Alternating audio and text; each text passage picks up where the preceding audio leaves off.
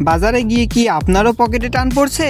মাছ মাংস থেকে শুরু করে সাধারণ আলু পেঁয়াজ সবকিছুই কি এখন সাধারণ মানুষের নাগালের বাইরে চলে গেছে? আজকের ভিডিওতে আমরা জানবো কেন কমছে না এই দাম।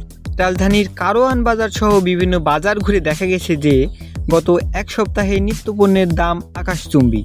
শাকসবজি বাজারে ভরপুর থাকলেও দাম কমেনি মোটেও। মাত্র ৩-৪ দিনের ব্যবধানে প্রতিটি পণ্যের দাম বেড়েছে ১০ থেকে ১৫ টাকা পর্যন্ত। সাধারণ ক্রেতাদের নাভিশ্বাস উঠলেও ব্যবসায়ীদের অজুহাতের শেষ নেই। কেউ কেউ দাবি করছেন পরিবহন খরচকে, আবার কেউ কেউ বলছেন সরবরাহ কম।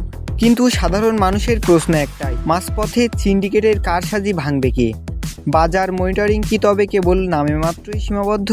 নিত্য প্রয়োজনীয় সবকিছুর দাম বাড়লেও সাধারণ মানুষের আয় কিন্তু বাড়েনি। তবে দ্রব্যমূল্যের ঊর্ধ্বগতির এই দোষ কি সরকারের ঘাড়ে পড়বে? বাজারের এই পরিস্থিতি নিয়ে আপনার এলাকায় অবস্থা কেমন অবশ্যই কমেন্ট করে জানাবেন। ভিডিওটি ভালো লাগলে অবশ্যই শেয়ার করবেন এবং নিত্যদিনের সকল ধরনের সত্য সংবাদ পেতে ফ্যাক্ট কভার বিডি চ্যানেলটিকে সাবস্ক্রাইব করে আমাদের পাশে থাকুন।